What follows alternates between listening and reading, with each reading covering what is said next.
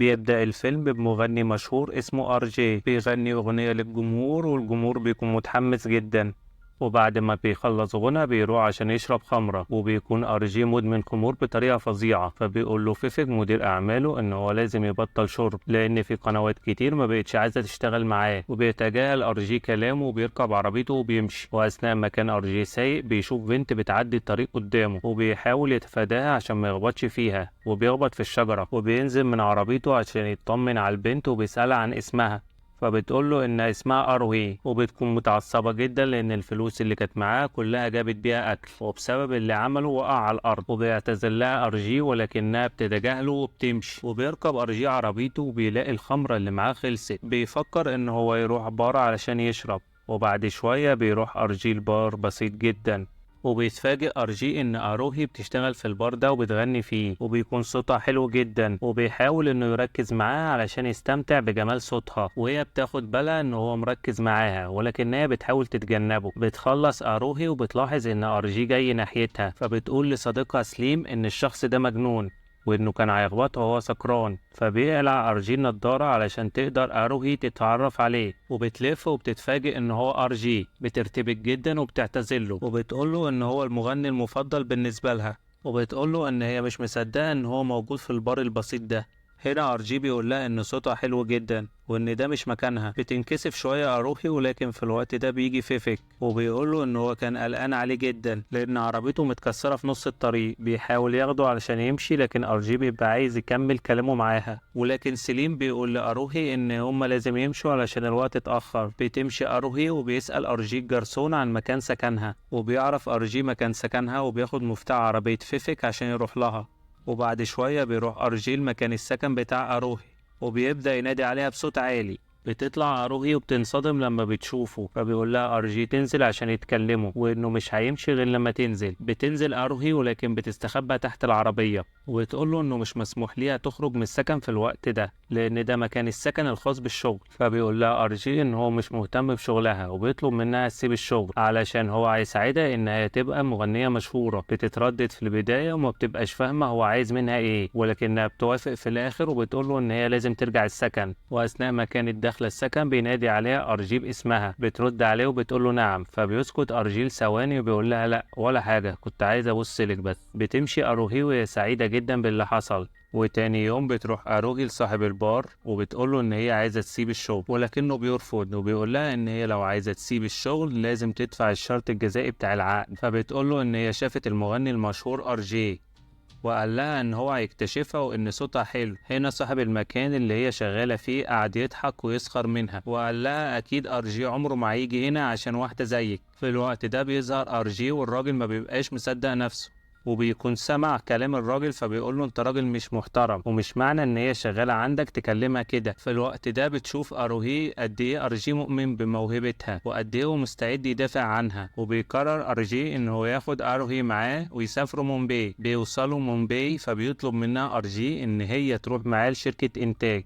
فبتقول له ان هي عايزه تزور اهلها الاول لانهم ما يعرفوش انها هي رجعت. بيوافق وبيقول لها ان هي معاها رقمه، ولما تكون جاهزه تكلمه انه خلال الفتره دي هيتفق مع المنتجين عشان يسمعوا صوتها. بتوافق اروهي، وقبل ما بتمشي بينادي عليها ارجي. بتبص له وبتقول له نعم. فبيقول لها لا مش عايز حاجه، انا عايز ابص لك وخلاص.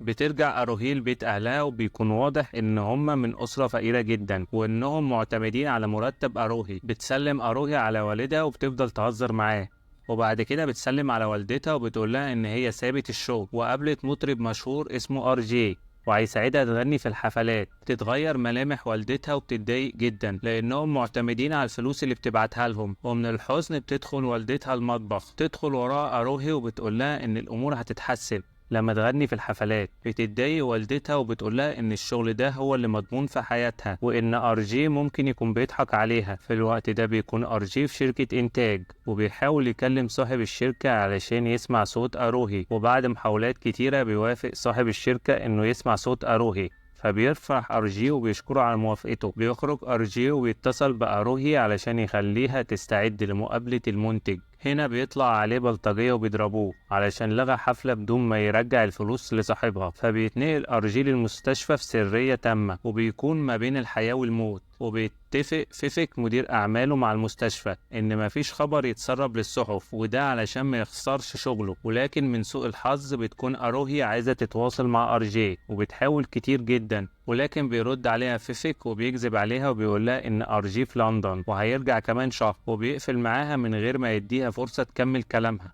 وده بيكسر قلب أروهي لأنها سابت شغلها أملا في أرجي وهي كده مفكراه في لندن. وبعد أسبوع بيبدأ أرجي يتعافى، وأول حاجة بيسأل عليها بتكون أروهي، وبيسأل فيفيك إن كانت اتصلت بيه ولا لأ، فبيكذب عليه فيفيك وبيقوله إن هي ما اتصلتش، فبيتأكد إن كان التليفون شغال فبيقوله إن التليفون شغال ولكن برضه هي ما اتصلتش. بيكون فيفيك بيعمل كده علشان يخليه يركز في شغله. وبعد مرور شهر بتتحسن حالة أرجي وبيستعد علشان يخرج من المستشفى، وتروح أروهي البيت أرجي وبتسأل حارس الأمن عليه، فبيقول لها الحارس إن هو خارج المدينة وما يعرفش هيرجع امتى، فبتقوله ان مدير اعماله قال لها انه هيرجع كمان شهر، والشهر خلص، فقال لها برضو ان هو لسه مرجعش. تديله ورقة وبتقوله اديها الارجي لما يرجع، ويقوله ان هي سألت عليه كتير، فبياخد الحارس منها الورقة وبيقول لها ان هو هيديها له. بتمشي اروهي وبتشوف ارجي بالصدفة وهو في العربية وهو داخل بيته، تعتقد هنا ان هو كان بيتجاهل مكالماتها وانه من البداية كان بيضحك عليها وان كلام امها كان صحيح. هنا أروهي بتنصدم وبتروح لصديقها سليم وبتطلب منه يشوف لها شغل لأن أحلامها كلها اتدمرت. في الوقت ده بيكون أرجي راجع بيته وبيجي الحارس وبيوصل له رسالة أروهي وبيقول له إن هي اتصلت بفيفيك عشان تتواصل معاه. بيتضايق أرجي لأن فيفيك كذب عليه وقال له إن هي ما اتصلتش بيه خالص. بيروح أرجي لفيفيك وبيقول له إن هو كان بيكذب عليه وإن أروهي قالت إن هو كلمته وإن بسببه خلف الوعد اللي هو كان وعده لها. فيفيك هنا بيدافع عن نفسه وبيقول له إن هو عمل كده عشان مصلحته، فأرجي اتعصب عليه وقال له إن دي هتبقى نجمة وبيقطع علاقته خالص بفيفيك وبيمشي. بالليل بيتصل أرجي بالرقم اللي سابته له أروهي في الورقة علشان يشرح موقفه ويفصل لها اللي حصل، فبيرد عليه جرسون وبيقول له إن أروهي عندها عرض، فبيعرف منه أرجي مكان العرض وبيستعد عشان يروح لها، ولكن بيروح لصاحب شركة الإنتاج الأول وبياخده معاه وبيروحوا للبار اللي فيه أروهي. ولما وصلوا بتكون أروهي في الوقت ده بتغني أغنية عن فقدان الثقة في الشخص اللي هي بتحبه، ولكن كالعادة صوتها بيكون حلو جدا. ولما بتشوف أرجي بتمشي من المكان فورا، فبيطلع أرجي يجري وراها علشان يفهمها ايه اللي حصل، ولكنها برضه بتصده وبتقوله ان هي مش عايزة تسمع منه كلام. بيحاول أرجي اكتر فبتنفجر هنا أروهي وبتقوله ان هي خاطرت بشغلها عشانه وانها خذلت اهلها بسببه. بيسكت أرجي وبيسيبها تنفذ غضبها كله وبيقولها ان هو اللي غلطان. بتهدى أروهي وبتقوله ان هي مش مستعدة تخاطر بشغلها مرة تانية لانها لقت الشغل ده بصعوبة، فقال لها ان هو مش طالب منها انها تجازف بشغلها ولكن تروح بكرة لشركة الإنتاج الساعة 11. تاني يوم بتروح أروهي لشركة الإنتاج فعلا وبيقول لها المنتج إن هو معجب بصوتها جدا وبيتفق معاها إن هو ينتج لها أغنية بشرط إن هي تتعلم مقامات الصوت، وعلشان كده هو هيشوف لها مدرس لتعليمها. فبيتطوع أرجي لتعليمها مقامات الصوت وبياخدها معاه وبيروحوا للبيت عنده، وبتخش أروهي للبيت وبتشوف كمية الجوائز اللي أرجي واخدها. تبدأ تبص لجايزة معينة فيهم بشغف وبتلاحظ إن أرجي بيبص لها، تسأله وبتقول له أنت بتبص كده ليه؟ فبيقول لها ولا حاجة، أنا عايز أشوف عيونك. بدأوا تدريبهم وأروهي بتتعلم بسرعة، وبعد أسبوع بيجي ميعاد تسجيل الأغنية وبتكون أروهي متوترة جدا لأن دي أول تجربة ليها. فبيجي أرجي وبيحاول يرفع معنوياتها وبيقول لها إن هو هيفضل جنبها وبيعترف لها بحبه وبيقول لها إن هو عمره ما هيسيبها أبدا. فبتطلع أروهي من الأوضة اللي هي كانت حابسة نفسها فيها وبتمسك إيدين أرجي وبتروح عشان تسجل الأغنية، وبعد كده بياخدها وبيروح ملعب كبير اللي بيتعمل فيه الحفلات الكبيرة للنجوم الكبار، وبيبدأ يعمل كأنه بيقدمها للجمهور وبيقول رحبوا معايا بالنجمة المشهورة وبيبدأ يهتف باسمها. بعد فترة بتمضي أروهي أكتر من عقد وبتنجح بسرعة كبيرة جدا، وبيكون أرجي دايما جنبها وبيدعمها ودايما كان بيتنحم المشهد وبيسيبها تاخد الأضواء لوحدها.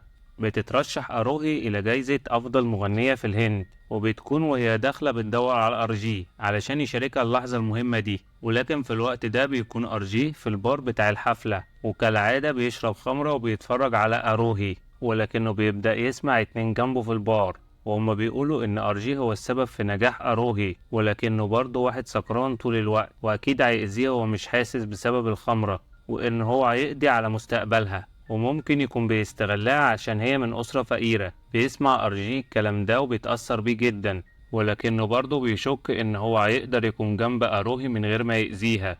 بيبص للراجل اللي قال كده باحتقار وبيمشي، وبيسيب أروهي لوحدها في الحفلة وبيركب عربيته وبيمشي. بترجع أروهي للبيت بعد الحفلة وبتلاقيه سكران وقاعد في البلكونة، فبتسأله أروهي عن السبب اللي خلاه يسيب الحفلة، فبيتجاهل أرجي سؤالها وبيقول لها إن هو مش قادر يبطل عادة الشرب. وبيبدأ أرجي يمشي على سور البلكونة باستهتار، وقبل ما بيقع بتلحقه أروهي وبتسأله عن السبب اللي بيخليه يعمل كده، فبيتجاهل أرجي سؤالها للمرة التانية وبيقول لها إنهم لازم ينهوا العلاقة اللي بينهم لأنه بيحبها وخايف عليها من نفسه، خصوصا إن هو مدمن للخمرة وده سبب كافي يخليه متأكد إن هو هيأذيها.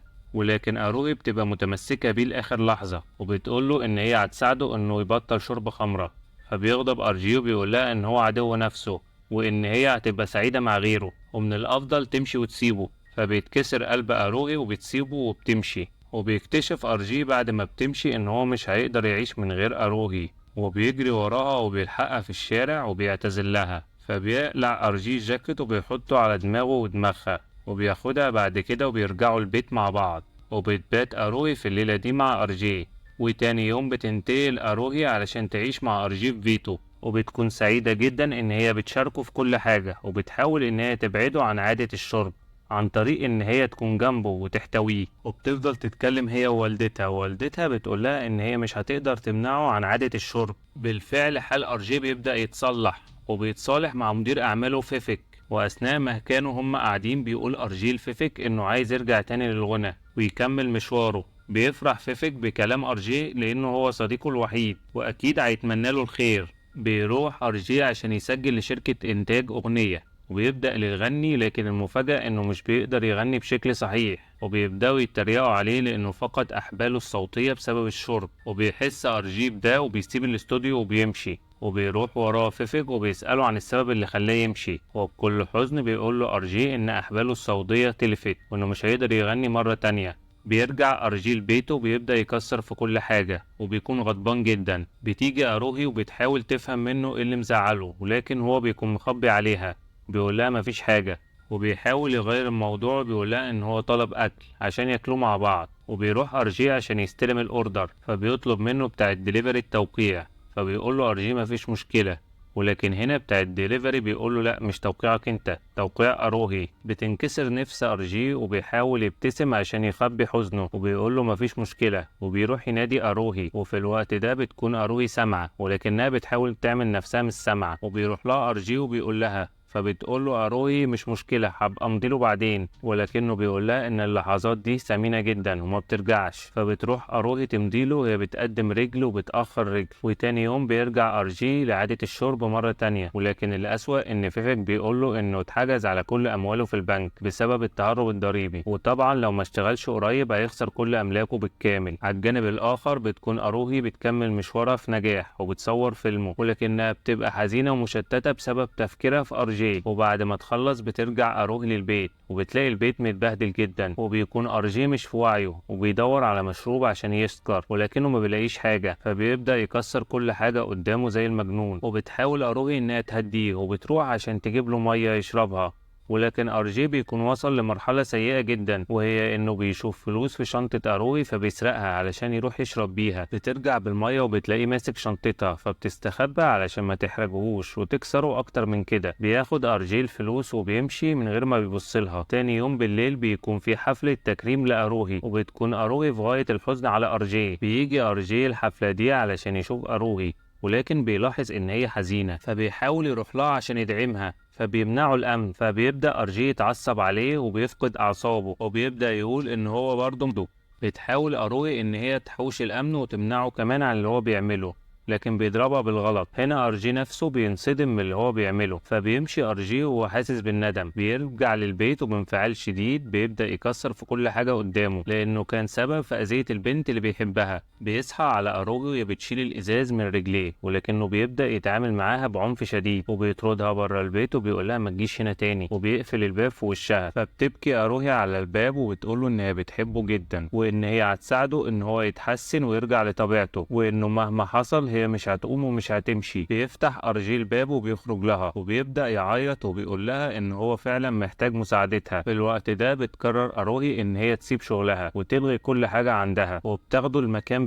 بعيد عن الناس وبعيد عن الخمرة. وبتبدأ في الوقت ده ان هي تبطله العادات السيئة بتاعته، وبتبدأ تحاول تساعده ان هو يرجع صوته من تاني، وبترجع له كمان ثقته بنفسه. وزي ما كان هو واخدها في الملعب برضه هي خدته في المكان ده، وبدأت تقول له كأنها بتقدمه للجمهور: رحبوا معايا بعندليب الهند المغني المشهور جدا ارجي. وبدأت تهتف باسمه تاني. وتاني يوم بيجي المنتج لأروهي وبيقول لها ان هي متغيبة عن الشغل بقالها فترة وإن ده هيخسرها مستقبلها. فبتقوله إن أرجي محتاجها، فبيتعصب عليها وبيقولها إن هو هيبقى كويس بس أنت اللي هتخسري في النهاية. وفي الوقت ده بيكون أرجي سامع الكلام كله. بترجع أروهي لأرجي وبتتفاجئ إن هو سمع كل حاجة، وبيقولها أرجي هنا إن أكبر خسارة ليه إن هي تفشل في شغلها، والأفضل إن هي ترجع تاني للشغل، وإن هو بقى كويس وتحسن وبطل شرب. وبتوافق أروهي علشان ما يحسش بالذنب. وتاني يوم بيروح أرجي مع أروهي علشان تحيي الحفلة، واثناء ما كانت اروهي بتغني بيجي واحد وبيحدف له مشروب، ولكنه بيقول له ان هو بطل شويه. وبيجي صحفي تاني وبيحاول ان هو يعمل معاه لقاء وبسخريه، وبيقول له ان هو ما بقاش مشهور زي زمان، وانه عاوز يعرف اكتر عن حياته العاطفيه مع اروهي وليه لحد دلوقتي ما اتجوزوش. هنا بيقول له ارجي ان هو دي حياته الشخصيه، وبينرفزه الصحفي وبيتهمه ان هو بيستغل اروهي لانها هي كانت بنت بسيطه فقيره بتشتغل في بار. بيتعصب ارجي وبيضربه، وبيجوا الامن وبيحاولوا يلحقوه. وطبعا ارجي بيكون في صراع نفسي وبيفقد السيطرة، فبيرجع للخمرة تاني وبياخد بعضه وبيسيب المكان وبيمشي. بيتقبض عليه، وبالليل بتروح اروهي مركز الشرطة علشان تطلعه. ضابط الشرطة بيقول لاروهي ان هو كسر عربية واحد وهو سكران، وان هو هيطلع من هنا على المحكمة على طول. هنا اروهي بتبدأ تتحايل على الضابط عشان ما يحبسهوش، ولكن الضابط بيرفض. فبتبدأ اروهي تقلع الدهب بتاعها وتديهوله وتتحايل عليه عشان يسيبه. بيكون ارجي شايف كل اللي بيحصل ده وعارف ان هو السبب فيه. بيوافق الضابط وبيخرج ارجي، وطبعا دي بتكون فضيحة كبيرة لاروهي في الاعلام.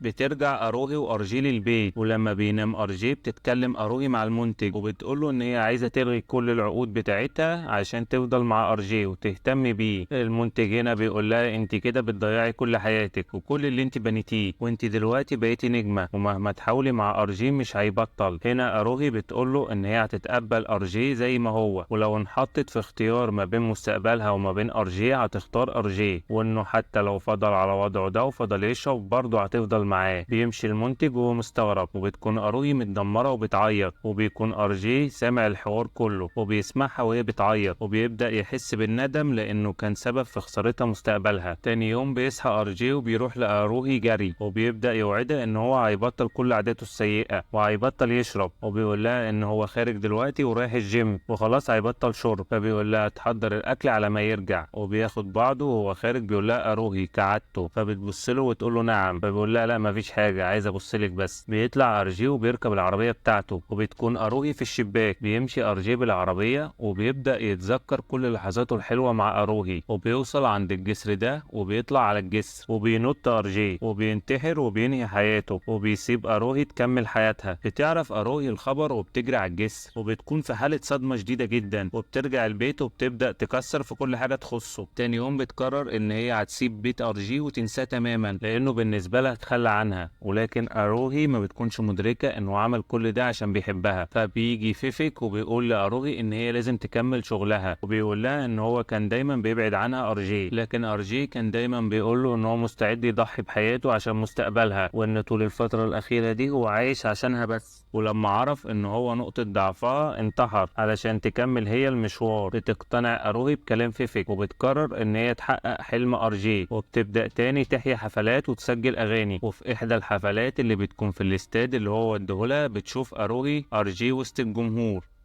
وهو بيهتف باسمها، بتفوت فترة على أروهي ولكن ما بتنساش أرجي، وفي يوم وهي بتقضي أجازة بيجيلها 2 معجبين وبيطلبوا منها التوقيع بتاعها، فبتلاقي نفسها لا إراديا بتمضي بتوقيع أرجي، فبيستغرب المعجبين ولكنهم بيمشوا، وهنا بتمطر الدنيا فالولد بيمسك الجاكيت بتاعه وبيرفعه وبتخش تحته البنت، بتشوفهم هنا أروهي وبتفتكر أرجي اللي ضحى بحياته علشانها.